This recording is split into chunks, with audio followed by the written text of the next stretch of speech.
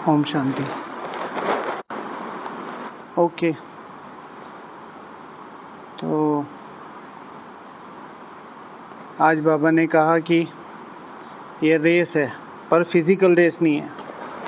त्रिमूर्ति शिव भगवान वाच, अभी तुम्हारी ये ईश्वरीय रेस, इसमें कोई दौड़ी आदि नहीं लगानी है, सिर्फ बुद्धि से प्यारे बाबा को याद करना है।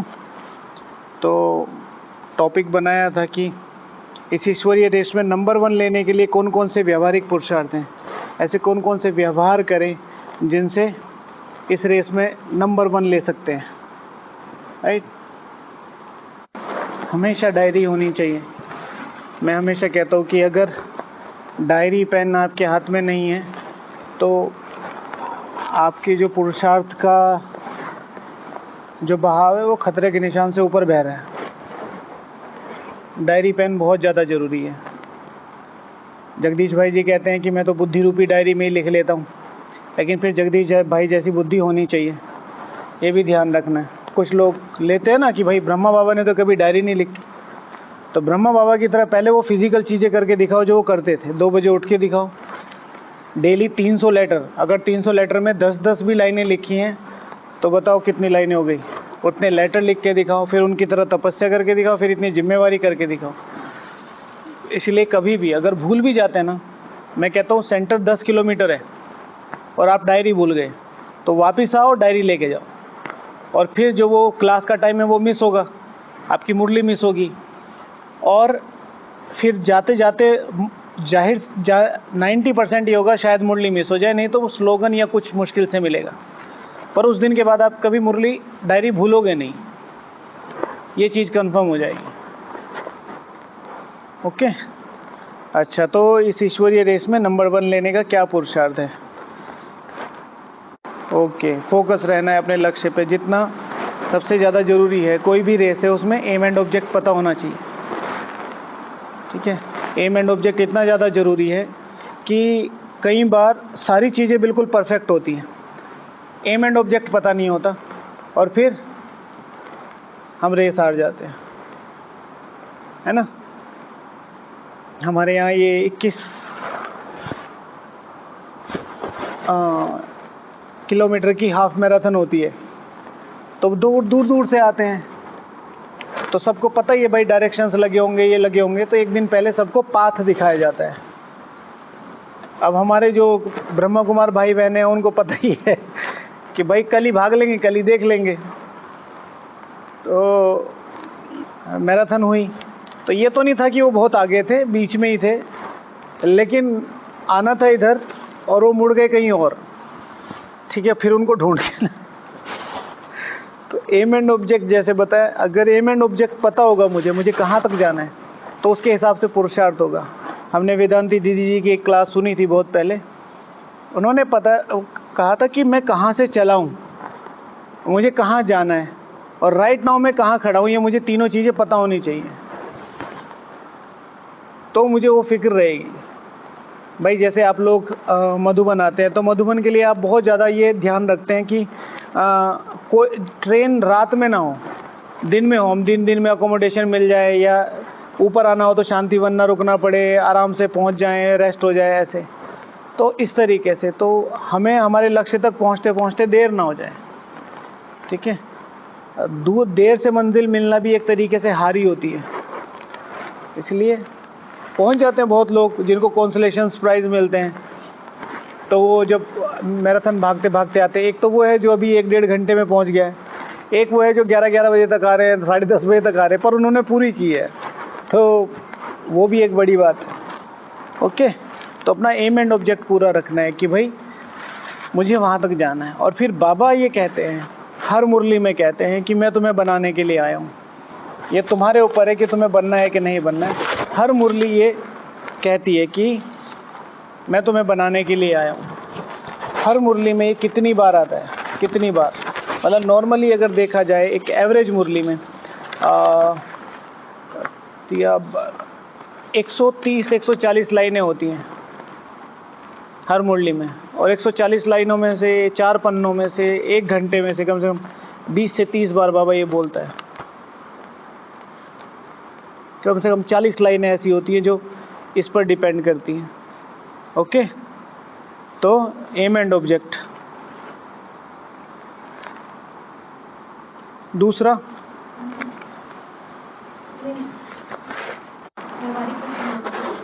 हाँ,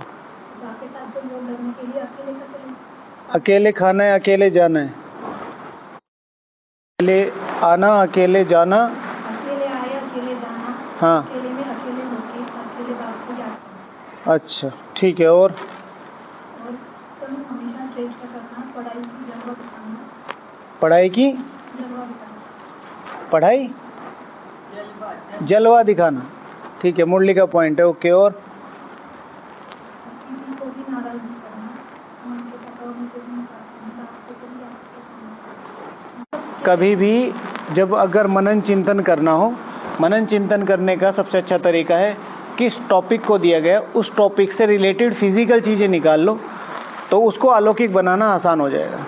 जैसे अभी बताया एम एंड ऑब्जेक्ट का, है ना। और दूसरा जैसे मैं बता देता हूँ, हल्की ड्रेस।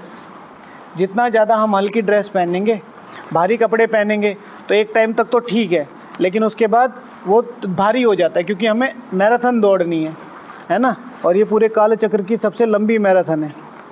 जैसे ये पेन है, ये पेन मेरे हाथ में रखा है तो कुछ भी वजन नहीं है, लेकिन यही पेन ऐसे करके हाथ लंबा करके 1 घंटे तक मैं रखूँगा तो ये भारी होने लगेगा। इसी तरीके से हल्की ड्रेस पहननी है। और हमारी ड्रेसेस कौन कौन सी हैं? 2-3 ड्रेसेस के नाम बताओ। आज की मुरली में कौन सी ड्रेस का नाम बताया बाबा ने? हाँ, चमकीली ड्रेस आज की मुरली में है। ये आज की मुरली में कौन सी ड्रेस बताई बाबा ने?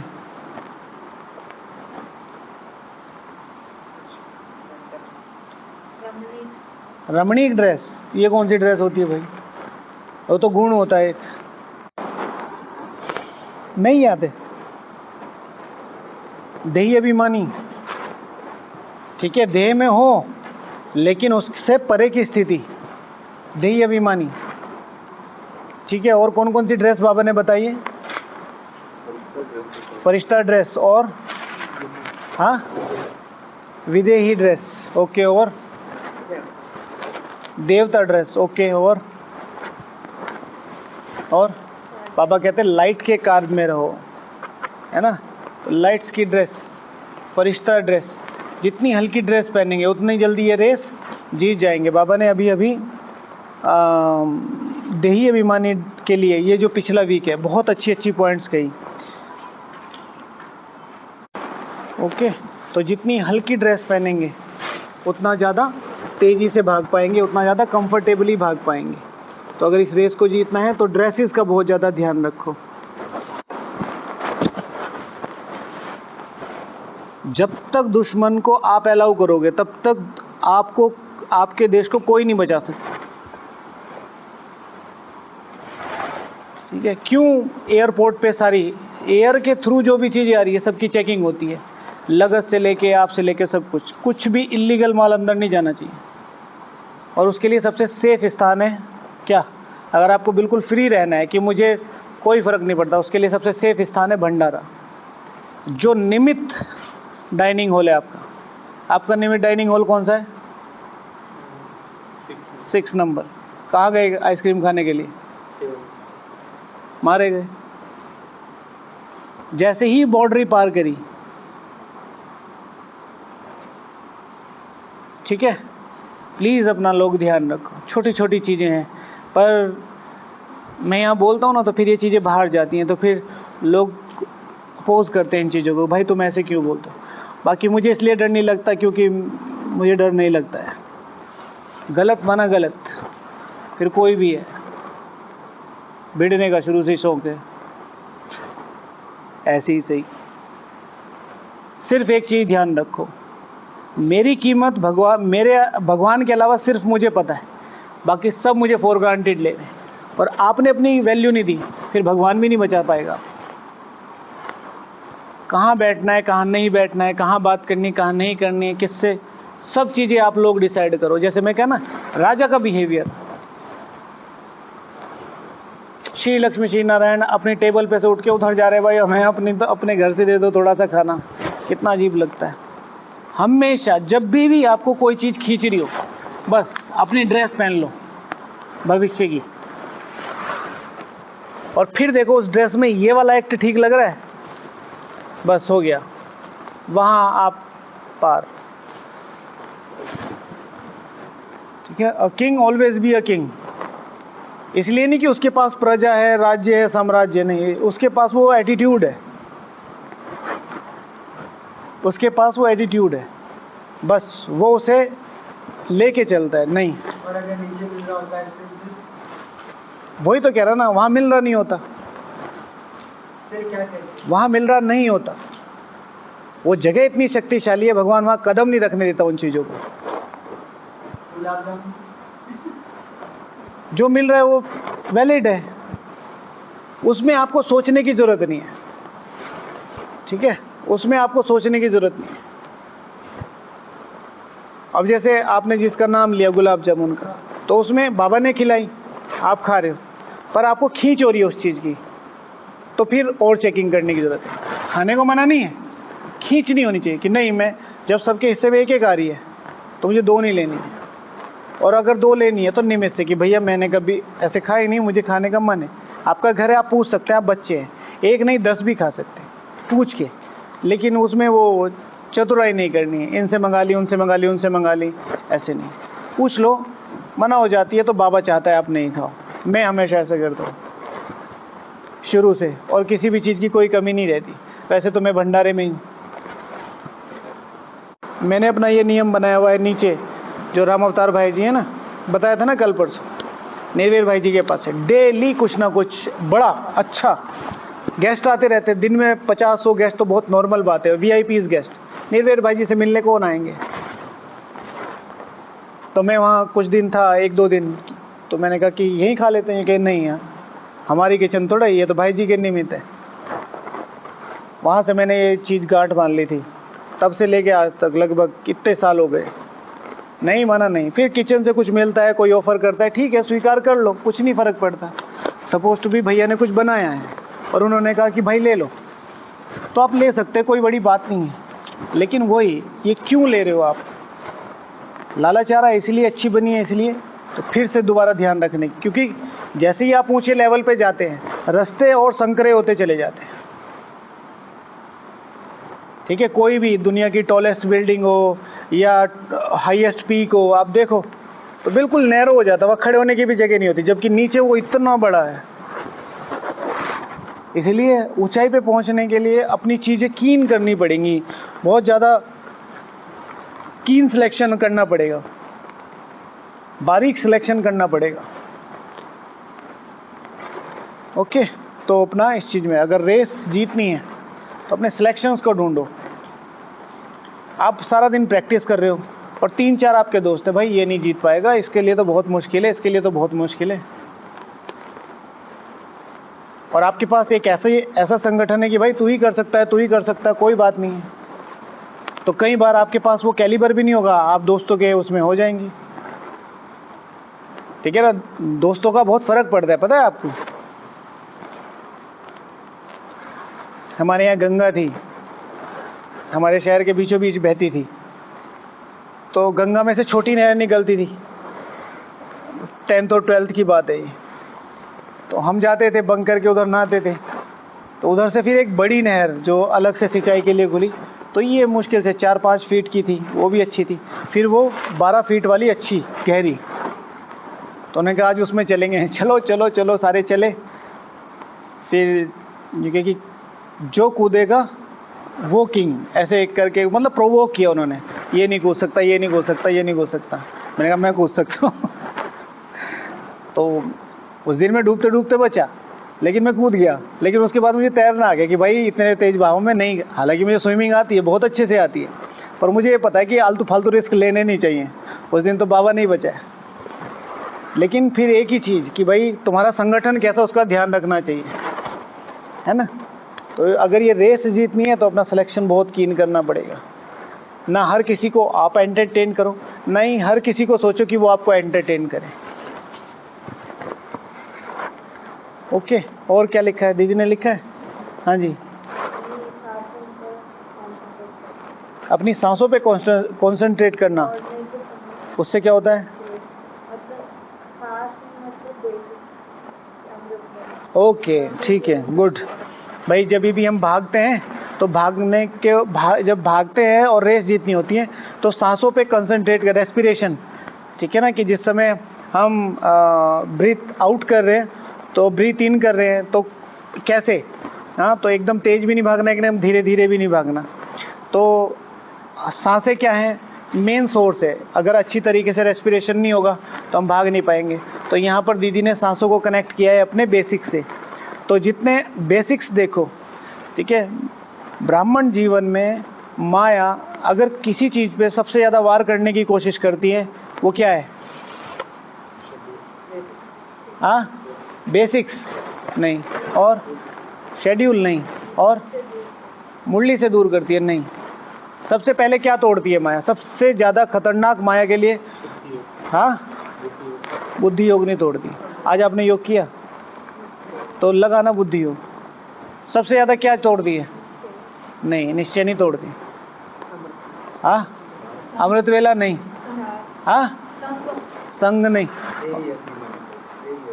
देही अभिमानी तोड़ दे तो फिर बात ही है। हाँ, देह अभिमान तोड़ दे, देही अभिमानी नहीं। सबसे ज़्यादा शक्तिशाली माया के लिए जो वेपन है, जो वो हमारा शील्ड तोड़ती है, वो है निरंतरता। निरंतरता, कॉन्टिन्यूटी। आज बुद्धि योग लगा हुआ है, कल नहीं है। रोज मुरली सुनते हैं, 2 दिन नहीं सुनी तो क्या हो गया? आता है ना कभी कभी दिमाग में, ट्रैवल कर रहे हैं। अभी अभी हमें भाई जी मिले तो उन्होंने कहा कि, मैंने कहा कि आप आए नहीं डिस्कशन में, तो नहीं, उन्होंने खुद कहा, अरे भाई जी सॉरी, ब्लैकआउट था इसलिए हम आ नहीं पाए। मैंने कहा आर्मी एक्टिव ही ब्लैकआउट में होती है भाई, आर्मी एक्टिव ही ब्लैकआउट में होती है, तो तुम्हें तो सबसे पहले पहुंचना चाहिए था। तो क्या, अरे ये तो कमाल की, मैं क्या कमाल की बात क्या है? ब्लैकआउट हमारे लिए ही तो हुआ था, चेकिंग ही तो थी। जितने भी ज़्यादातर युद्ध लड़े जाते हैं, जैसे अब लोग नियम तोड़ देते हैं, जैसे गजा है, इजराइल है, वो तो दिन में भी फायरिंग वगैरह कर देते हैं, वो उस ट्रीटी के हिस्से नहीं है। नॉर्मली सारी लड़ाइयाँ कब लड़ी जाती है? रात में, है ना? तो ब्लैकआउट क्यों हुआ था? ताकि आर्मी अपने ऑपरेशंस कर सके। और यहाँ आर्मी कह रही है हमें डर लग रहा है। हाँ, जिस दिन पहले दिन भी पूरा फुल ब्लैकआउट था ना, उस दिन भी हमने डोम में डिस्कशन किया था थोड़ी देर। टूटना नहीं चाहिए, टूट गया तो हमारी चेकिंग हो रही है ना। कोरोना में 1.5-2 साल, मतलब ऐसे ही कि मैं भी यही सोचता था करूँगा क्या, रूम में सोने से बढ़िया यहीं चलो। बस ऐसी सारी चेयर बिछाई, थोड़ा बहुत लिखा, इन लोगों को ये बहुत तुमसे ज़्यादा पुरुषार्थी है, सारी चेयर इतना सुना रखा है इनको, इतना सुना रखा है, ये हिलने लगती थी कि भाई साहब छोड़ दो। उधर जाके कोई सेवा थी नहीं, जाके सोना ही था। थोड़े से लोग होते थे तो मैं और भैया आके बैठ जाते थे, ऐसे ही घेरा बना के। कोई नहीं है, बहुत लंबे समय तक कोई नहीं है। निरंतरता, जिसने निरंतरता पकड़ ली वो पास हो गया। आधी बैटल है निरंतरता। एक बार छूट गई तो छूट गई। तो इसलिए मैंने इसमें लिखा है कि अगर इस रेस में नंबर 1 जाना है तो भले धीरे चलो, कोई फर्क नहीं पड़ता। कल किसी का प्रश्न आया कि मुझे 8 घंटे योग कैसे करूं, मुझे 8 घंटे योग करना है। मैंने कहा कि ज़्यादा दिन नहीं चलेगा, स्लो चलो, लेकिन जितना किया है उतना रोज होना चाहिए। 6 बेसिक्स है: अमृत वेला, मुरली, नुमा शाम, ब्रह्मा भोजन, ट्रैफिक कंट्रोल और चार्ट। 6 में से 3-4 आप करते ही होंगे, एक ऐड ऑन कर लो, और ये 5 कभी भी नहीं छूटने चाहिए। बस इसका आप लगन बना लो। जैसे एक चीज़ छूट गई तो उसकी तुरंत डबल करनी है। जैसे आज अमृत वेला छूट गया आपका और आप अमृत वेला 1 घंटा करते हो तो दिन में 2 घंटे बढ़ाने हैं उसके। मुरली है, मुरली छूट गई तो मुरली कम से कम 2 से 3 बार रिवाइज करनी है, अगर वो कंटिन्यूटी बढ़ानी है तो आप। तो अपने से जब इतनी जिद होगी तब पुरुषार्थ आगे बढ़ेगा। अच्छा, और दीदी ने लिखा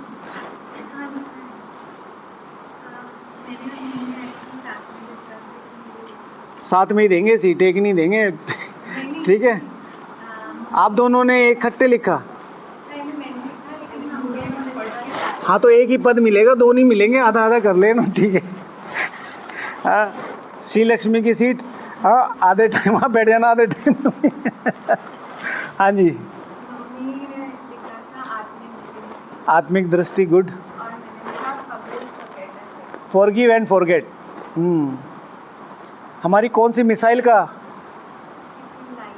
लाइन है ये?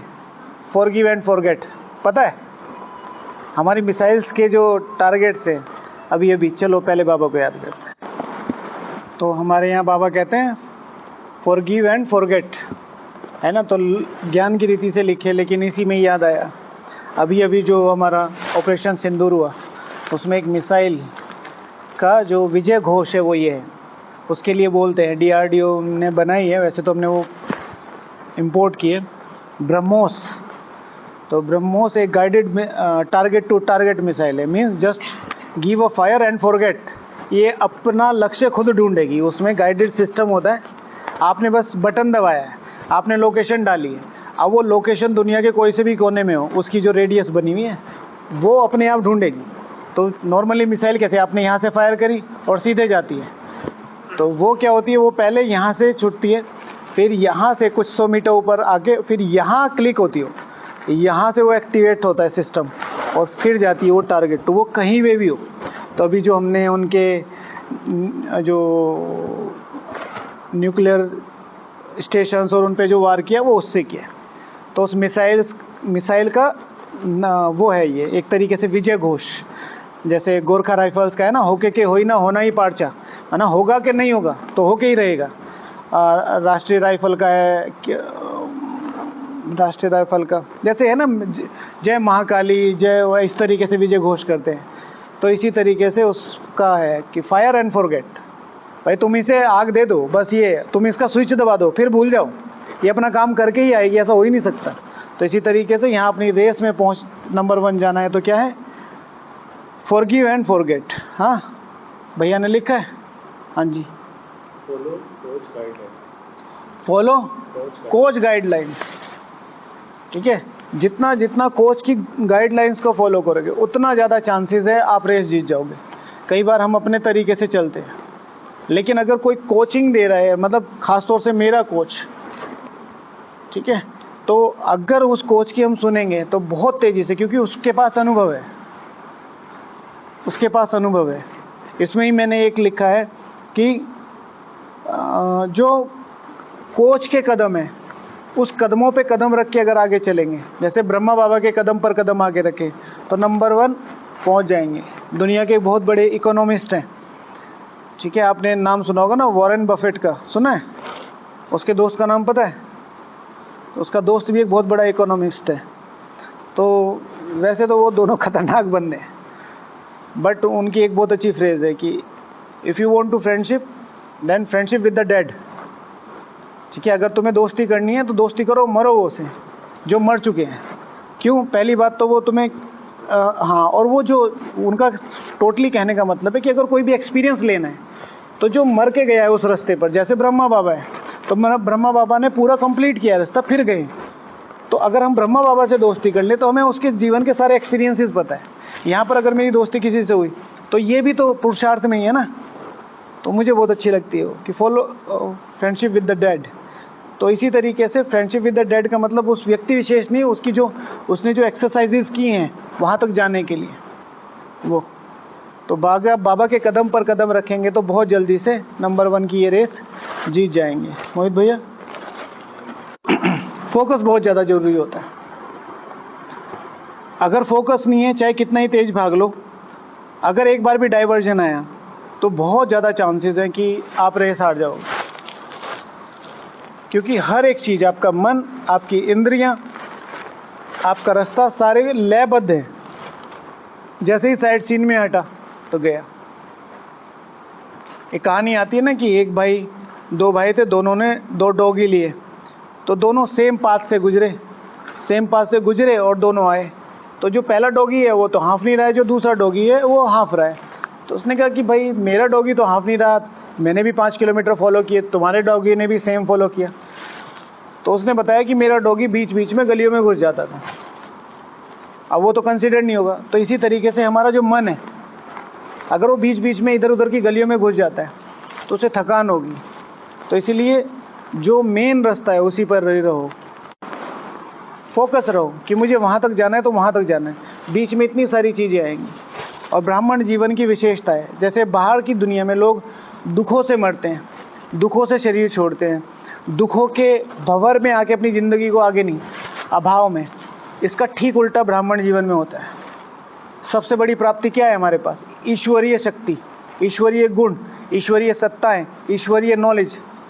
इन सारी चीज़ों के होने के बाद भी, ठीक है, सुख है ना ये। अब इनको यूज़ नहीं करते हैं, यूज़ नहीं करते हैं तो फिर क्या होगा? धीरे धीरे धीरे धीरे वो चला जाता है। फिर उसके बाद आता है स्थूल। जैसे आज बाबा ने कहा, दुनिया से बेहद का वैराग्य हो जाएगा। ये खाना पीना घूमना ये सब करना है, सेवा निमित्त सब करना है। बाबा ने ये वरदान दिया हुआ है, जो अपने आप को लायक बनाएगा। अब देखो, आज जितने भी बड़े बड़े हैं उनसे ट्रैवलिंग के लिए पूछो तो वो कहेंगे अरे यहीं ठीक है, यहीं बुला लो, ऑनलाइन करा लो, है ना। कोई बहुत बड़ा फंक्शन होगा तो जाना ही पड़ता है, उनकी सेवा ही वही है। और हम सोचते हैं हम यहाँ जाएं, हम वहाँ जाएं, हम यहाँ इस देश घूमें, हम उस देश घूमें। वो एक दो दिन का अच्छा लगता है। बुद्धि जो भटकती है ना, वो मारती है, फैसिनेट करती हैं चीज़ें। अच्छा ये भी जा रहे हैं, मुझे भी जाना चाहिए, ये जा रहे हैं, मुझे भी जाना चाहिए। और मैं तो आज सुबह भी बोला, जिसको जाना है ना अपने पैसे से जाए, अपने माँ बाप के पैसे से भी ना जाए, क्योंकि तुम समर्पित हो चुके हो। तो जो माँ बाप के पैसे वो भी नहीं ले सकते तुम, क्योंकि वो माँ बाप के पैसे फिर भगवान के लिए। बाबा ने कुंज दादी जी को बोला था कि जब उनके रिश्तेदार उनके निमित्त पैसे दे के जाते तो बाबा उसे यूज़ नहीं करता था, फ्रूट्स वगैरह लेके। अब ये जो वकील डॉक्टर्स आते थे ना यज्ञ में, उनको दे देते थे। अगर तुम्हें जाना है तो अपनी कमाई करो, फिर जाके देखो, फिर पता चलेगा। फिर दोबारा कभी घूमने का मन नहीं करेगा। जब खर्चा पता चलेगा ना, खर्चा पता चलेगा। कौरवों का सबसे बड़ा भाई का नाम क्या है? कौरवों के सबसे बड़े भाई का नाम क्या है? दुर्योधन। सेग्रीगेट करो दो शब्दों में, धन का दुरुपयोग करने वाला ही दुर्योधन है। अब देखो, फिर चाहे मैं समर्पित हूँ, चाहे मैं टीचर बहन हूँ, चाहे मैं कोई सी बहन हूँ, चाहे मैं कोई सा भाई हूँ, चाहे मैं कोई महारथी हूँ, चाहे सबकी कैटेगरी में आता है ये, सबकी कैटेगरी में। अपना कमाओ, खर्च करो, पूरा करो। मैं तो कह रहा कि हजार के नोट आग लगा के हाथ सेको, तुम्हारे होने चाहिए। सेको ना, कमा के देखो, तब पता चलेगा। ठीक है, 1000 रुपये कमाने में सुबह से शाम तक खून सूख जाता है। किस किस की सुननी पड़ती है, समझे? आपने की है ना जॉब? नहीं की? क्या है, माता जी ने किया है ना। आप जॉब करते हैं ना, कैसा होता है माहौल वहाँ का? शाम को आके बस बाबा ही दिखाई देता होगा। हाँ, आप सबने भी की होगी ना। भैया तो इन्फोसिस में थे, क्या माहौल था वहाँ का, है ना। हाँ, ये भी चलो एक एक्सेप्शनल केस आ गया। बाकी हर जगह कुछ ना कुछ होता था। हम जब जाते थे, मैं अपनी जॉब में जाता था, उन्होंने 10:30 बजे लिखवा रखा। मैंने कहा ये ऐसी जॉब चाहिए, 10:30 बजे आराम से उठेंगे और जाएंगे और 5:30 बजे आ जाया करेंगे। और वो सुबह 8 बजे बुला लेते थे और शाम को कोई टाइमिंग ही नहीं है। पैसे थे, जितने चाहो उतने पैसे ले लो, पर ना तुम कहीं जा सकते हो, ना तुम्हारा कोई टाइमिंग है, फ़ोन तुम्हें उठाना है। तो इसलिए फोकस बहुत ज़्यादा रहना पड़ेगा, ठीक है ना। ये बहुत लंबी परीक्षा है। तो किसी भी चीज़ का उपयोग करते हुए, तो धन माना सिर्फ धन ही नहीं है भाई। ये हमारा मधुबन धन ही तो है। हाँ, भोजन धन ही तो है। ये ब्राह्मण परिवार धन ही तो है। हम इसको कैसे यूज़ कर रहे हैं? तो लंबी रेस तक जाना है तो ओके। और एक लंबी प्रैक्टिस चाहिए। अगर नंबर 1 तक जाना है तो एक लंबी प्रैक्टिस चाहिए। Practice practice practice practice practice. आज बाबा ने प्रैक्टिस के लिए कुछ बोला है। आज बाबा ने प्रैक्टिस के लिए क्या बोला है? जब तक वह अवस्था आए तब तक पुरुषार्थ चलता रहेगा, देही अभिमानी मुझे अवस्था। लेकिन जब तक वो आए, ब्रह्मा बाबा अपने बारे में बोल कि यहाँ कोई भी देहधारी को याद नहीं करना है, लेकिन एकदम से नहीं हो जाएगा। जब तक वह अवस्था ना आए तब तक पुरुषार्थ चलता रहता है। First page, first paragraph, I think चौथी या पांचवी लाइन। ठीक है, तो keep going, keep going, keep going, करना है, करना है, करना है। उसेन बोल्ट था ना जो वर्ल्ड चैंपियन था, तो उसका इंटरव्यू लिया था, तो उसने पता नहीं कितने $1 मिलियन कमाए थे। तो उसकी जो टोटल कैलकुलेशन थी वो थी लगभग 16 सेकेंड समथिंग, 16, 18, 20 समथिंग। हाँ 9.1 सेकेंड। नहीं नहीं, आप एक की बता रहे, टोटल कलेक्टिव। जो कलेक्टिव उसने 8-9 रेस एक साथ जीती है ना पूरे ओलंपिक में, उसका कलेक्टिव टाइम पीरियड अराउंड इतने कुछ सेकंड था, जो भी था। तो उसने कहा कि आपने इतने सेकंड में ये इतने सारे पैसे कमा लिए, आपको वंडर नहीं लगता? तो उसने कहा कि मेरे इन सेकंड के पीछे पिछले 16-17 जितने भी साल है, लंबी प्रैक्टिस है। तो प्रैक्टिस कोई भी नहीं देखता है। आज CBSE बोर्ड का रिजल्ट आया ना, तो सारे कह रहे हैं इनके 99% है, इनके 98% है। वो उन्होंने पीछे रह के कितनी चीज़ों को सेक्रीफाइस किया होगा बच्चों ने, वो कोई नहीं देखता है ना। हाँ, मेरे भतीजे को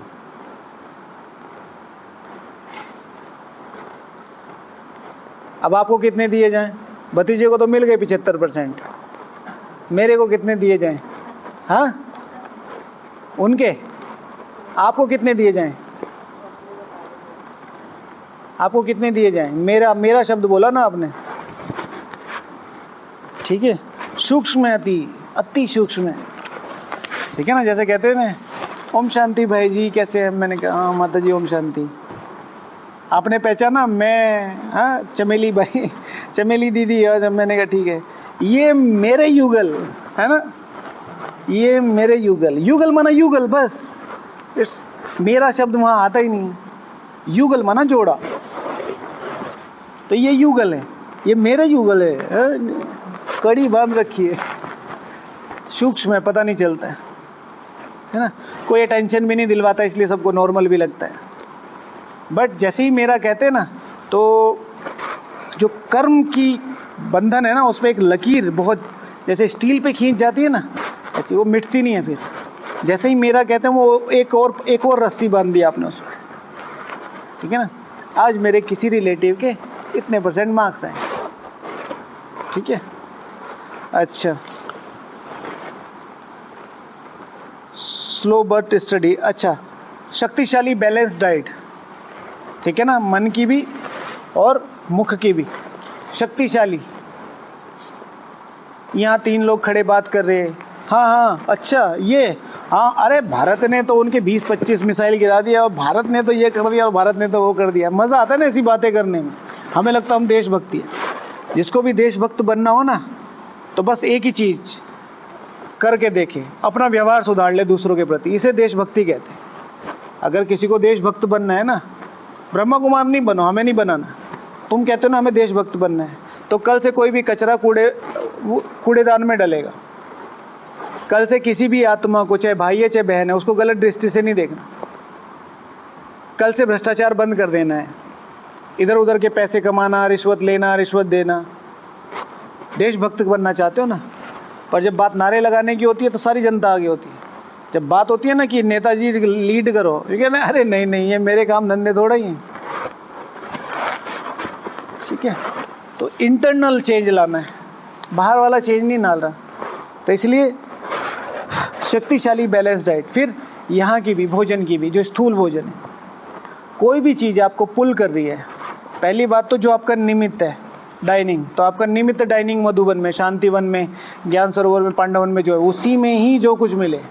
नहीं मिले तो थैंक यू बोलना बाबा को, आज बाबा ने आपको व्रत पे रखा है। इधर उधर नहीं भटकना, ठीक है ना। आप अपने सामान के खुद जिम्मेवार हैं, कोई आपका सामान उठा के नहीं चलेगा। खास तौर से ये जो इच्छाएं, तृष्णाएं ना, इनको तो बहुत संभाल के रखना है। अभी कुछ दिन के लिए पैक, फिर देखेंगे बाद में 84 जन्म क्या किया, यही तो किया, खाया। शिव भगवान आचे भाई, कुछ भी वहाँ प्राप्त है ही नहीं, कुछ भी नहीं। सोचो तो सही।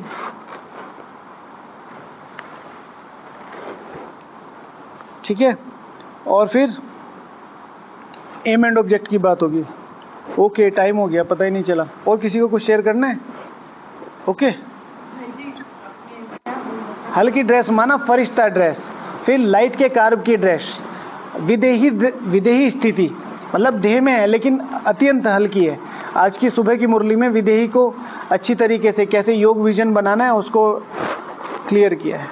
ओके, ओम शांति।